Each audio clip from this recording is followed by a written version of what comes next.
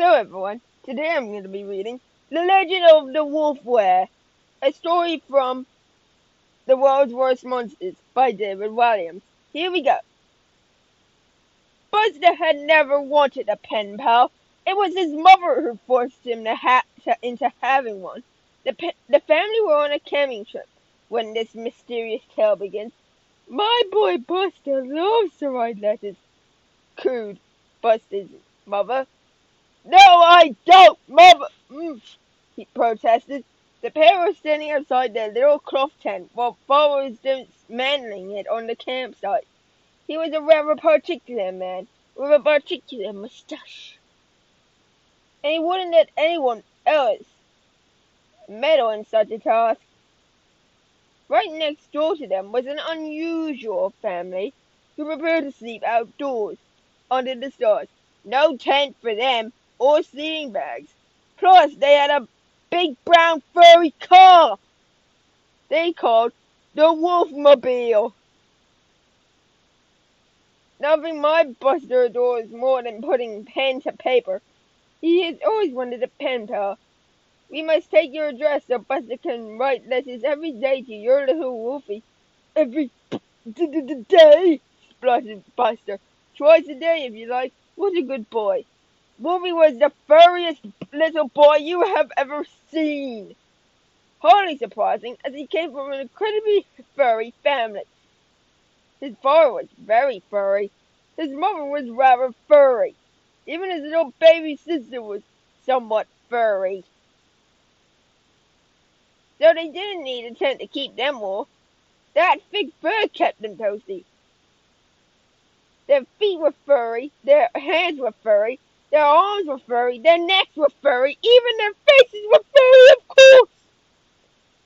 The family were all wearing clothes, but there was every chance there was fur absolutely everywhere. Not just that, their ears were pointy, their noses were dark, their eyes were yellow and black, their teeth had fangs, their tongues were long and slobbery, and their fingernails were claws.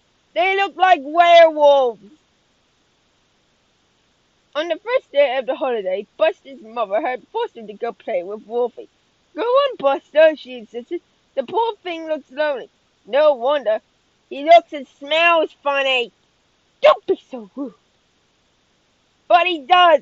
He looks and smells just like an animal. Stop that! All the other children won't go near him. I don't blame them. They're cruel. I thought you were kind. I'm not going to play with him, and that's that! One morning, however, Wolfie came knocking on the door of Buster's tent. As much as you can knock on a tent. Hello, my name's Wolfie. What's yours? Buster, muttered the boy. Do you want to play a game, Buster? What game? I'm gonna look. What's the game? People getting locked up in a bathroom, and they had to curve their leg like in the movie Saw. I have a favorite one, replied Wolfie, smiling to reveal his sharp fangs. Buster gulped. Goop. Unsurprisingly, it was the game, What's the Time, Mr. Wolf? And Wolfie would always play the part of the wolf. Then when he turned around, he would snarl like a monster. Roar! Buster would run all the way back to his tent screaming. Ah! So on the final day of the holiday, Buster was looking forward to never seeing this strange furry boy again. Sadly for him, this was not to be. And you and Buster must come and stay with our Wolfie sometime, said Wolfie's mother as the families were saying goodbye. We have a lovely little remote cottage on the moors, she continued. No one for miles and miles around. Just the moors, the mist, the howling wind, the thunder, lightning, the ice cold rain, and the light of the silvery moon. Oh! howled Wolfie. Shushed his mother. Buster tugged on his mum's sleeve and shook his head. So there was a very real chance it would have rolled off. Oh, my Buster would love that. Maybe he could stay for a weekend. No! protested Buster. All right then, a week, said his mother. Buster had fallen into a trap again. Just as he stopped, and before Buster knew it, he was being forced to pen letters to his new pal. The next morning, after they returned home from their holiday, a letter from Wolfie arrived on the doormat. Dear Buster, it was lovely meeting you on holiday. I am so happy that I finally have a friend. Good news, I have been talking to my mother and father, and they would love to stay with us at our remote cottage on the moors. Friday is the full moon, and we love you to come. Looking forward to your reply. Aru, Wolf, kisses. Wolfie, kisses. On the first of never being allowed to watch television again, Buster wrote back to Wolfie. No, Buster. Despite his curt reply, soon another letter from Wolfie arrived on the doormat. Dear Buster, thank you so much for your lovely letter. It was so good to hear from you, my best friend in the world. I read the letter over and over again. It brought back so many happy memories of playing together on holiday. We will all look forward to walking into the malls next week. Aru, Wolfie, kisses. This was not the letter Buster had been expecting. He had no clue how to reply, so he just wrote, no!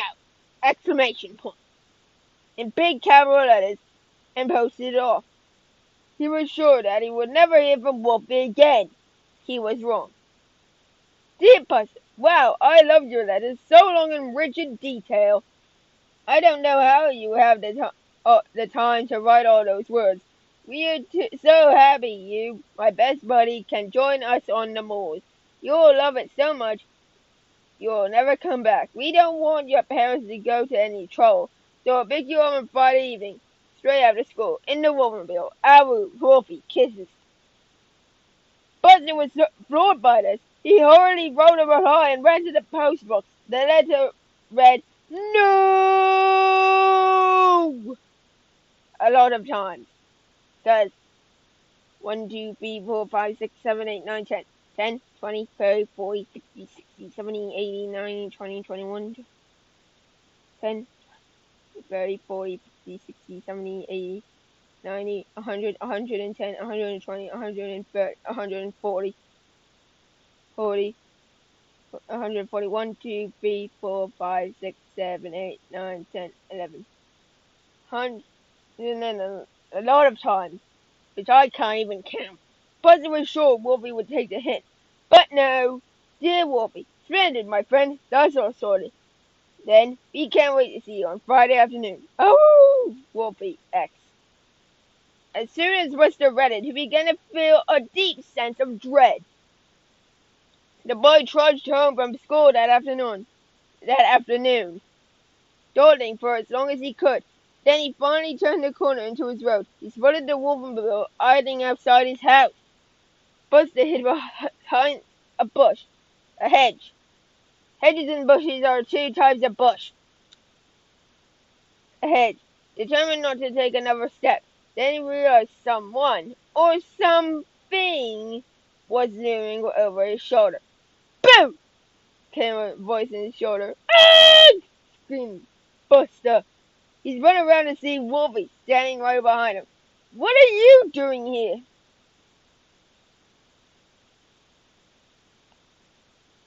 What are you doing here? Demanded Buster. I was just looking for you. We need to get going. It's a full moon tonight, remember? I just need to talk to my mother. Right on cue, Buster's mother opened the front door. Buster, she cooed, handing him a whole doll. There you are. I packed your overnight bag. Mom! Have a super weekend away, she said, bundling her son into the back of the Wolfmobile. Buster was so shocked to utter another word. All he could do was look longingly out of the back window of the car as he sat sandwiched between Wolfie and his baby sister. Their fur was tickling him, so Buster tried to make himself as full and compact as possible. It was a long drive to the moors, and all three children. I'll read the rest of the story tomorrow. Like, subscribe, click the notification moment, crowd to my list, uploads. I'll see you next time. Bye!